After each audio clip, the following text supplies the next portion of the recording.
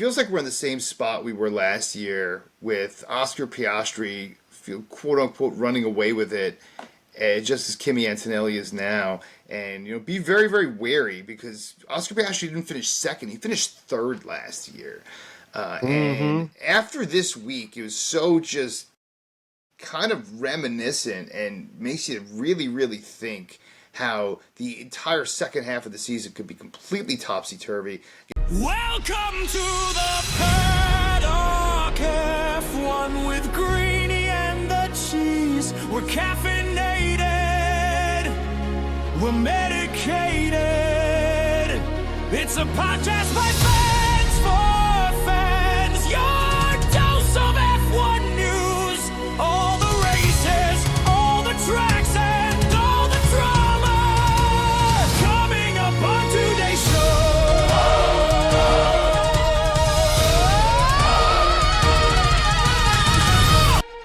Yes, you definitely covered in the Paddock F1.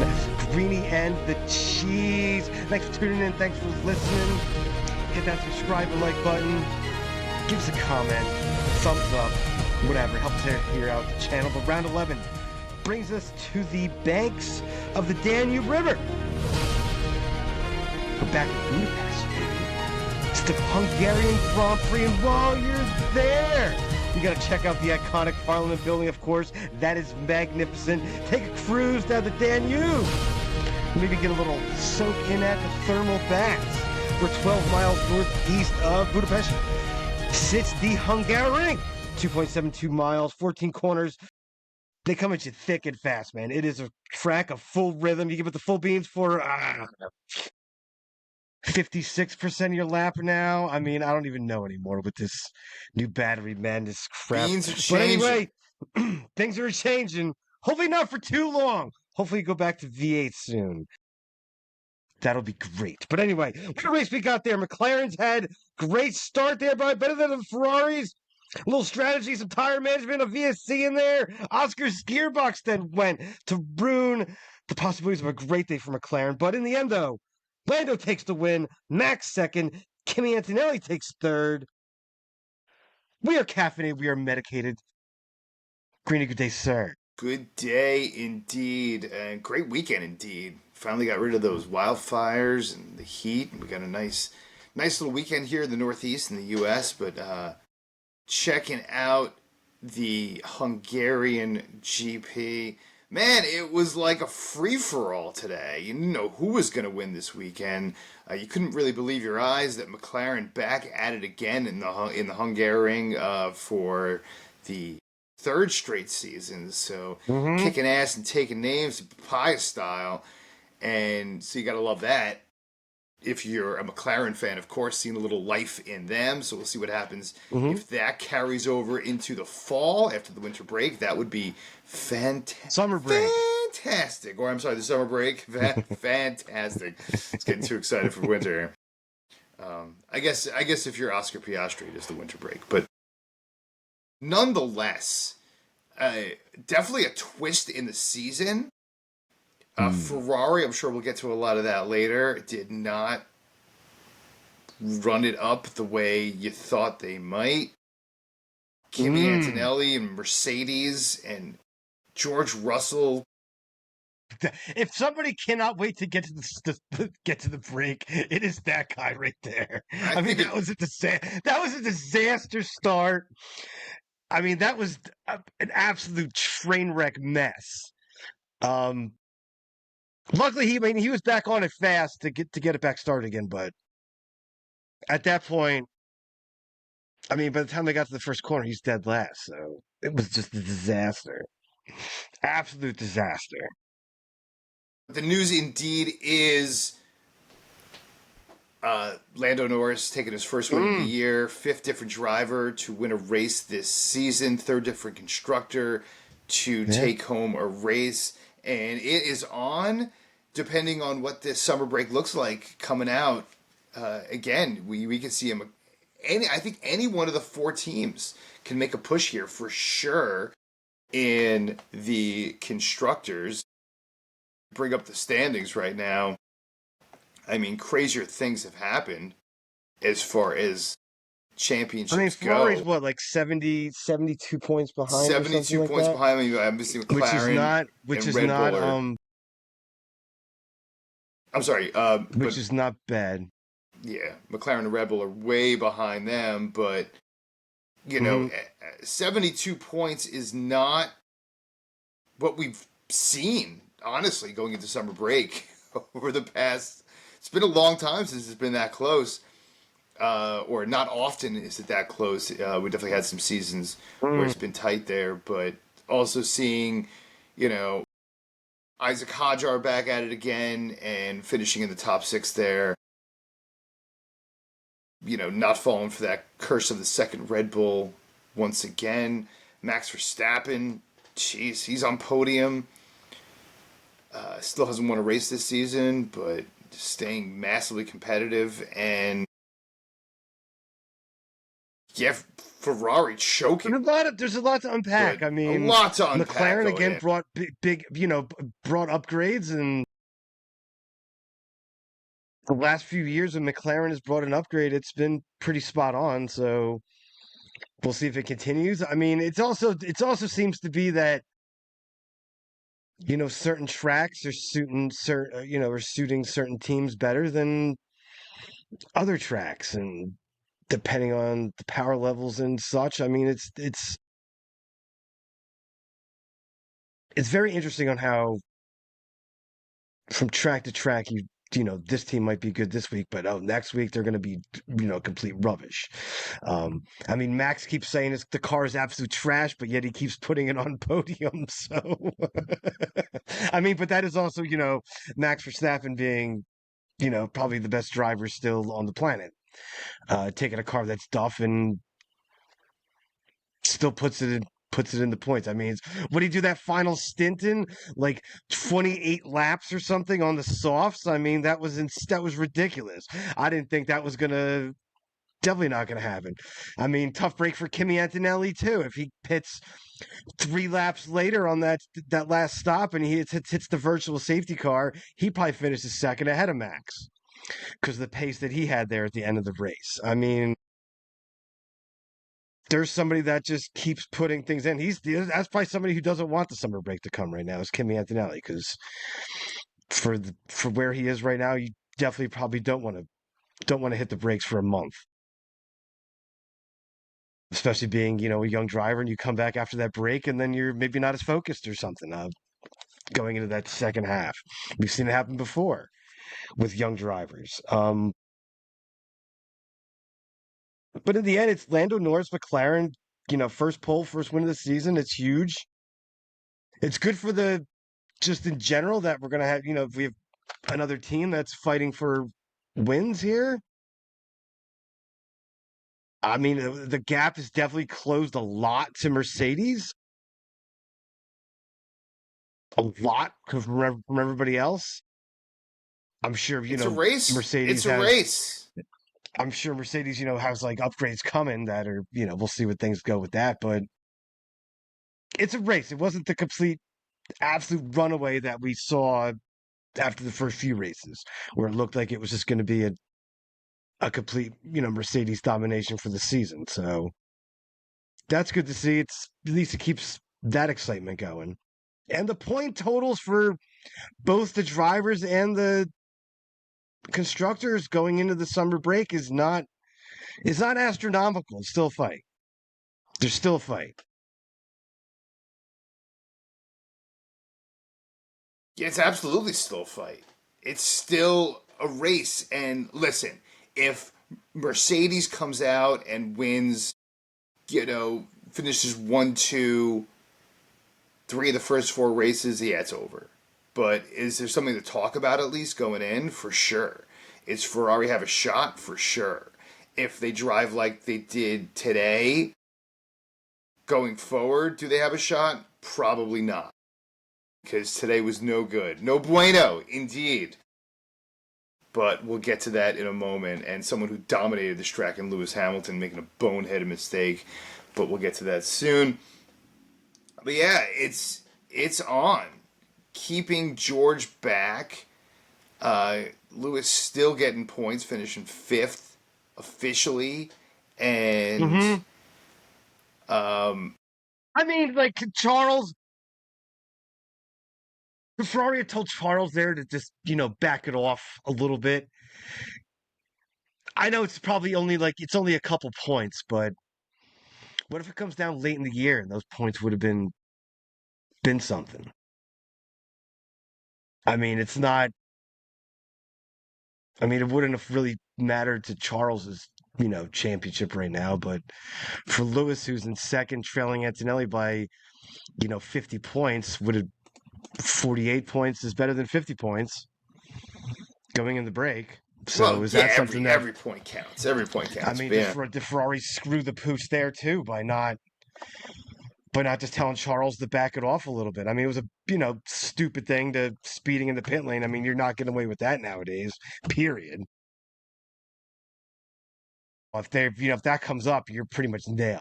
I mean, it's usually because of frustration. It's usually based on frustration, whether speeding in the pit lane. So I mean, but is that something that could Ferrari regret down the road that they didn't just tell Charles to back it off a little bit? Could have, should have, would have. Listen. What is the Ferrari pit wall? So what else is new?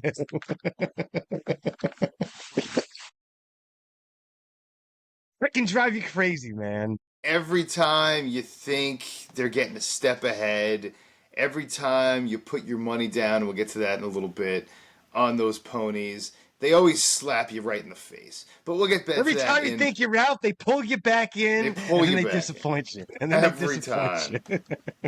Every time. But they're still in second, and Constructors is reachable for the first time in a very, very, very long time. It was the last time they went, 2006? I don't even know anymore. It's been quite a many moon. All right. Anyway, it's time to strap my helmet on, jump in the car myself, take a lap around the track. 3 sectors, 3 questions. It is Quizmaster's Cockpit. Jeez. I'm sure you got a list of questions. I did some homework. I wrote some things down. But let's see if that even matters. He took notes. He took notes. Well, yeah. Ooh. I got all kinds of notes. Did some homework. Right.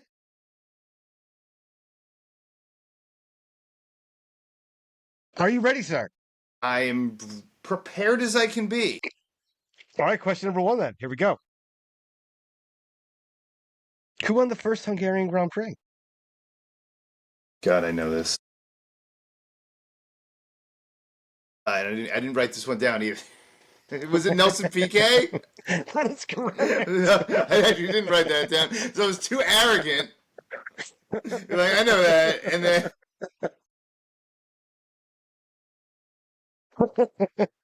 Well, you got it. So I panicked for a moment there. At least there's no slap coming your way. At least there's no slap this week. At least you don't have to slap yourself live on camera. That's all I gotta say. I'm waiting for that day. I gotta give you a bamboozle at some point, so you have to actually slap yourself.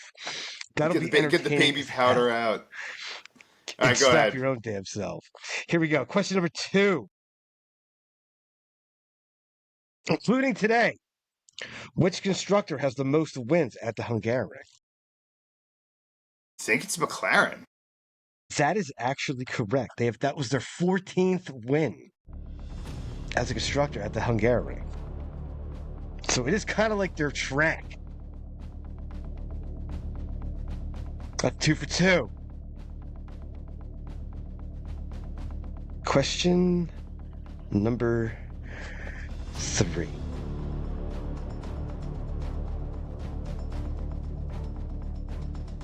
How about their maiden win at a wet, chaotic race in 2006? Winner, Hungarian Grand Prix, 2006. Maiden win of their career. This was a legendary year, too.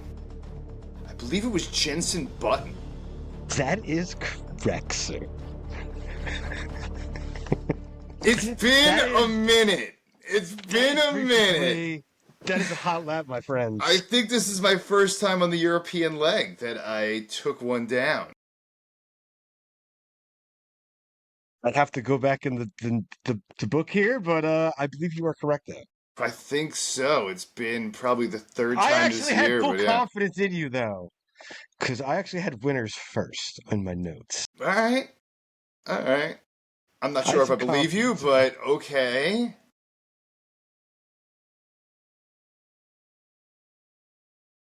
But here we go. We'll go right in the winners. Let's Since go. you got all three, here we go. Racing Bulls, double top 10, 8th and 10th. Still bringing it. Probably the best of the best in the mid pack right now for damn sure. So, give it to Racing Bulls again. I mean, Lawson is home there. Talk of him possibly not having a ride next year. Somebody else might possibly be coming in there. So, but he just keeps putting the car in the points, and Lindblad having a ridiculous rookie season.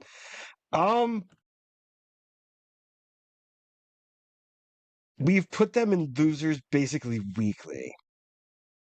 But after bringing 16 upgrades, completely changing the car, Aston Martin, 13th and 14th, got into Q2 for the first time this weekend. Fernando. Car looked way freaking better. Have an upgrade coming at the Dutch Grand Prix from Honda for the power plant. So I wouldn't be surprised if within a couple more races down the road that they could be, throwing some points up on the board again. Because I think Newey's got maybe the handle back on it. Because finally bringing all these upgrades, they took half the damn year to bring them, but massive, just finishing where they did. That's huge. So those will be my winners. Massive. Yeah, I thought we had a steadfast rule here that, you don't get points, you don't get winners, but I do agree with Aston Martin. I did have him on my winners list as well. Listen, Nico Hulkenberg finally putting points on the board. Oh, Nico, it's been so long. A guy who quit racing like 6 years ago to become a farmer in Australia and scoring his first points of the season. So let's go, Nico. And listen, Isaac Hadjar, once again, making that second seat. You guys got to give it to Max Verstappen as well. So I'm going to give it to both Red Bulls, all the Red Bulls. You got four of the top 10 here as Red Bull racing goes. But Isaac Hadjar really proving and showing he's kind of where you would have expected Sergio Perez to have been, right? When Max was, still winning, but Sergio was so far behind. And that's kind of where, you expected him to be. Maybe not second or third or podium every week, but definitely top 6. And once again, yeah, I'm going to go back and double down on your Arvid Lindblad. I think 6 straight races in the points. And also, I think 6 straight or 7 straight making it to Q3. So, how back? Double down on that one. Kids. Well, it'll take us to losers then. Cadillac, I mean, definitely worst team on the grid now after that display by Aston Martin today. So, I mean, bad. The brake disaster again with Bottas. I mean, you gotta get your handle on that problem. And then Perez's suspension broke again or something.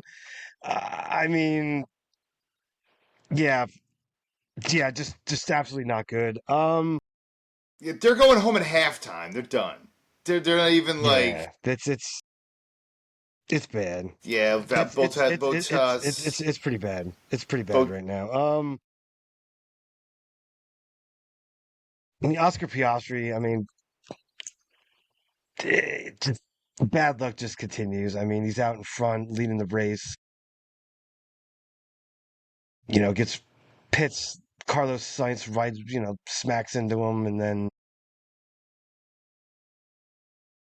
loses time, and then this gearbox goes. I mean, cannot catch a break right now. Almost like George Russell, but it's just something. It's always something with Oscar right now. From the end of the season too last year, so always something. Guy needs a break. I mean, it just ain't coming. So could have big points, big point haul for McLaren if he could have finished there. So those be my losers. Go right into my team, and that's Haas. First of all, number one, Yeah. Esteban Ocon, a guy who's won on this track before, just showing absolutely nothing. Ollie Behrman's taking steps backwards, I feel. He really should be ahead of Ocon most weeks, and once again, he's finishing behind him. It's just an absolute disaster here, and they're getting no press, no love at all, and nor should they. And I'm going to go... Listen, Lewis Hamilton, can we smack him around anymore? Besides the... Listen, you got to give credit where credit is due, but a guy who's in second in the standings, who's fighting for a spot, who had an opportunity to get ahead of Kimi Antonelli this week, who had an absolute opportunity, not to get ahead of him in the overall standings, but catch up, get some points. It should have been vice versa. It should have been Lewis in second and like Antonelli in fifth, or something like that, which would have given him an 8-point, advantage, which would have given him, 60-something point gap going in. I know 72 is workable, but man, he had every opportunity this week to catch up based on his position, based on what Ferrari looked like, and they blew it. You blew it, Lewis Hamilton, and in so many ways. And you mentioned as well the Ferrari pit wall, right there with it. Charles Leclerc, the strategy there, man, they really blew it. That should have been... You don't have too many opportunities to have double podium going into a race, and they had an opportunity this week to put up a double podium, and they totally blew it. Not even one on podium. I lost your mic. They're years ahead of everybody on Friday. Right years ahead of everybody. Like half a second faster than everybody else on Friday. They didn't think about tire strategy or anything. They threw the softs on because they said, you know what? It's probably going to be a 3-stop race because of the heat. We did it in Spain. It worked. Let's just do it again. So there wasn't like thought about anything with tire wear or anything. Yeah, I didn't care for the decision because they had to come in earlier. It was just all around shit show. Yeah, well, had a massive opportunity, and you blew it. You blew it. If it can't get any worse than that, it does, because somebody's got to get slapped. I need to slap my goddamn self for that. I mean, can we give it to Carlos Sainz here? I mean, what are you doing, dude? Getting in the way of somebody, that was a disaster. Running into somebody that's in the top when you're in the toilet. So let's be honest. I mean, Williams is back there almost with Cadillac fighting for worst team on the grid at this point in time right now in the season. So, because they're a mess. That was embarrassing. Get your ass out of the way. Blue flags are waving. Move it out of the way. Get off the powder. Slap your goddamn self. Maybe he thought that Oscar, was a different week, and he was back there with him, because Oscar's been at the back of the pack more than once this season. He's not right in the front as he did last season all the time. So maybe it was just a mental slip. Obviously, that was just really bad, though. That was real. That deserves a slap. I don't know what the hell you're thinking there, Carlos Sainz. Slap your damn self.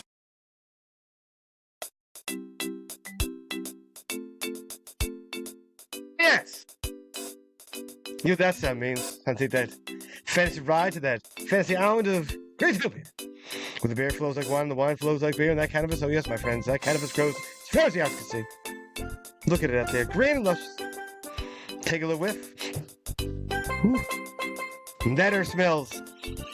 Yes. So take a little walk, top of the hill, seal top. Just like Monica. Are we flashing in or are we checking out? Not great this week. Nope. Not great. We hedged. We hedged, but we both lost. And I knew this morning at around 8:35 Eastern Standard Time, my phone buzzes with your picks, and you took Leclerc to win. You took Lewis for the win. You took the ponies in the trifecta. You went pony madness, and I knew. What did I text you back like immediate? Like immediate, without hesitation. The harbinger death move right there. That's all that is. It's a You harbinger. knew what was going to happen the second death. you hit send. The second you press that button, that is some gambling regret instantly. But you manned up. You manned up. You took it like a man, and you lost some cash. You did take the Red Bull, the Racing Bulls for double top 10. So you did plus 120 on that. So you did hedge a little bit. You took back 110 Greenybucks on 200 betting, which you took a 90 Greenybuck dive. I lost 3 out of 4 as well. I was heavy on Kimi Antonelli winning this week, and that did not happen. I was getting a little pumped for the ponies as well, and I had Antonelli and the ponies with Leclerc and Hamilton in the box trifecta. That didn't hit. But I did hit on Red Bull once again, double top 6, once again. And they hit that after Oscar Piastri dives out in lap 55. So I'll take it whatever way I can. That was plus 200 on that, or plus 220 something on that. So P.S. I lost 50 Greenybucks. Bet 200, won 150. You bet 200, won 110. You have 3,892 Greenybucks. I have 3,437 Greenybucks. At one point, your largest lead was 900 Greenybucks. Yeah. Today, it sits right at 450, so I cut that right in half. Karate chop it right in half. And that's where it is right now as we go into the summer break. Get your Bruce Lee suntan in that lotion shit, on. huh? What's that? I said Bruce Lee in that shit. Listen, if Kimi won today, it would have been very, very different. You would have been dancing. Plus But that 650. didn't happen. It would But have been that close, didn't happen. but it didn't. If ifs and buts were candy and nuts, sir, it would be a Merry Christmas for us all. We got one more segment to close out this first half of the season. Just so everyone knows, next week is episode 200, right in time for summer break. So we're going to have some fun and some reminiscing back. And yeah, for episode 200. Big milestone. Make some noise for that one. But we'll get into that next week. But first, the newsiest part of the week, and that is, of course, in the news. In the news. What do you got, Cheese? We'll start off with some Red Bull news. Red Bull apparently rejected a business consortium's bid of $3 billion to buy Racing Bulls from Red Bull, but they said no.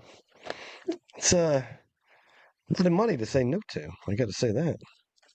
I don't know if they're waiting for a bigger check or if they just not going to happen. But very interesting. It's a lot of schonol. I think the Racing Bulls' whole model with Red Bull is almost like cheating. Having a minor having a minor league team in there. I don't know how you get away with that. I really think Zach Brown brings it up a lot. Should sell the team to someone else, have another constructor in there that is unrelated. Red Bull definitely has an advantage here, being able to do things that other teams can't, which is put a driver in there and being able to kind of swap back and forth as if you have some kind of minor league situation. So yeah, it is. I don't know. I don't like it. I think it should end. I'm right there with Zach Brown and so many others and so many other organizations that feel the same way. You know, they're not alone there. So I think this should be a forced sale. I don't think anyone's going to be crying over the $3 billion that they're going to make for their shareholders. No one's going to complain about the money, but obviously they want the stranglehold and having really, you know, a quarter of the grid as 20% of the grid as their drivers. So I don't know. I don't think it's fair at all. I think you should sold the team years ago. Racing Bulls wasn't competitive at one point, and now they are much more competitive, as you see once again. Double top 10. I don't understand how you can't see that. How, like, doesn't make any sense. No, but It should be a forced sale. what? And it's not a bad I $3 mean, billion with a B. That's not a bad payday there. So No. I mean, that's like an NFL franchise. Yeah, it's a sports franchise. Or a European football team. You know, that is a good one, too. So that's no joke. That's a big offer.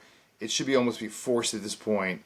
And I wouldn't be surprised if by next year they force a sale to someone. But we'll see. I will say they've been the second team for a freaking long ass time. Let's just say that. In other news, we got a little addition to the calendar coming up here. The Bahrain Grand Prix will be replaced by the Malaysian Grand Prix this year. It'll take place between the Azerbaijan and the Singapore Grand Prix, October 2nd to the 4th, heading back to Sepang International Circuit. First time since 2017. It's been a while since we've raced in Malaysia. It's a good track, though.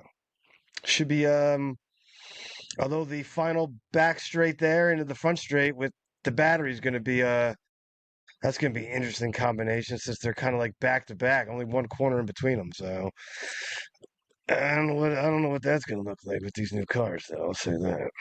Way to find out.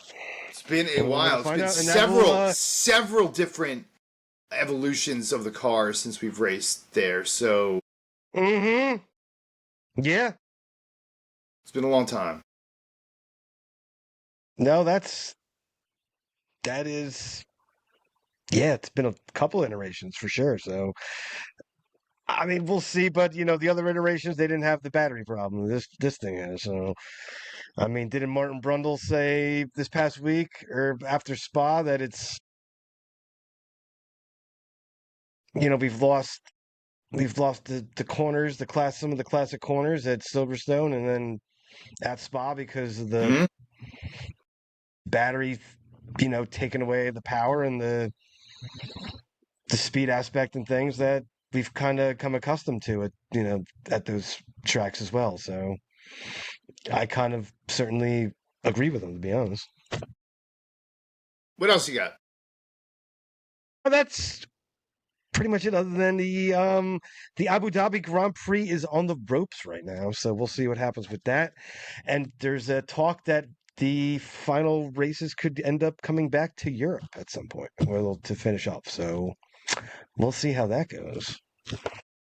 We will see. Only time will tell, sir, as we head into the fall. So much to talk about. You know, my biggest thing in the first half of the season, and I'll give you my thoughts of the first half of the season.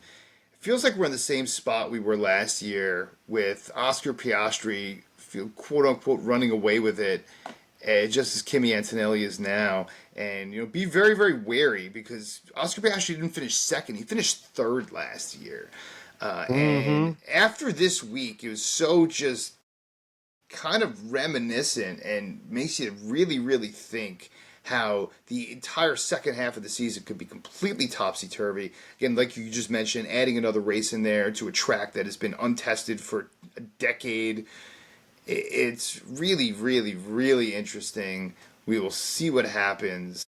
Hold on to your butts for sure, because it is going to be a wild ride. But I would not be surprised or shocked at all if Kimi Antonelli does not win the title this year at all, seeing what happened in previous years. So that's something very, very interesting. Can a teenager actually win a World Drivers' Championship? I guess we're going to wait and see. But after today, with the fifth different driver, and none of those drivers have been Max Verstappen, who can win any single week at any single race at any single time, it's going to be very, very interesting. Your thoughts on the first half of the season, Cheese?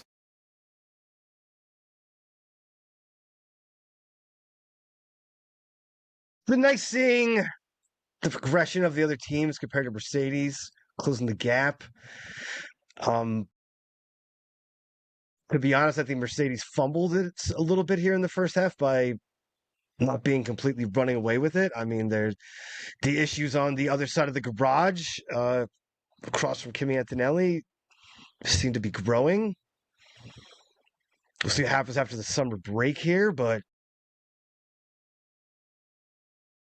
George Russell was supposed to be the driver winning the title, and he is not. I mean, Toto Wolff, I think, came out after the Spa Grand Prix and said, "Can we let the Italian have the microphone, please?"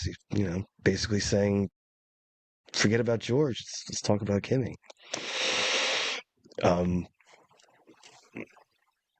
we'll see. We got a fight here for the second half. Can, Lewis overcome a 50-point gap and Ferrari actually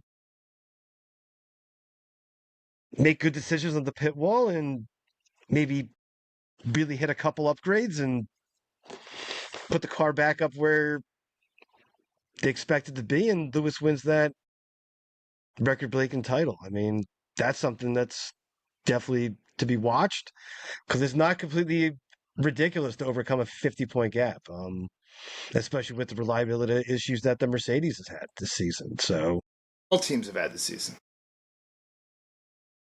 So we'll see. It's going to be a good second half. Some tracks coming up that are going to be interesting with this new power unit. So we'll see what we get. But it's been an interesting year so far. Some of the issues that we expected are there. But it has also given us some interesting racing and some fun racing for a little bits of the season here. So hopefully it continues. Definitely been different once again, just like last year, just like the year before. I mean, we had 7 different winners, a couple years ago. Definitely spreading the love across the board. Lots of different drivers winning. Makes it exciting. Another tricolor podium once again. It's almost like every single week we got the tricolor podium where you have 3 different constructors up there. Almost every week.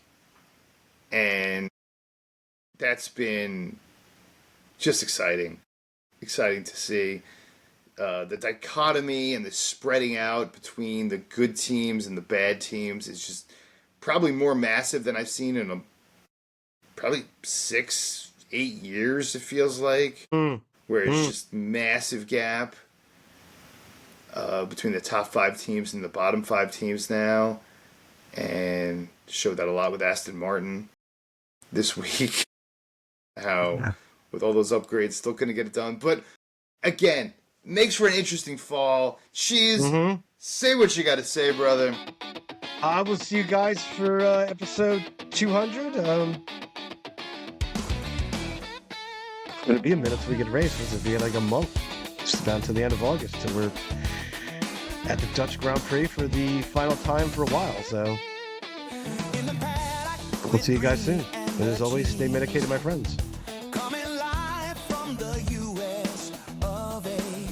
Podcast Groove. The boys bring you the F1 news. Everything you need, so you know just what to do.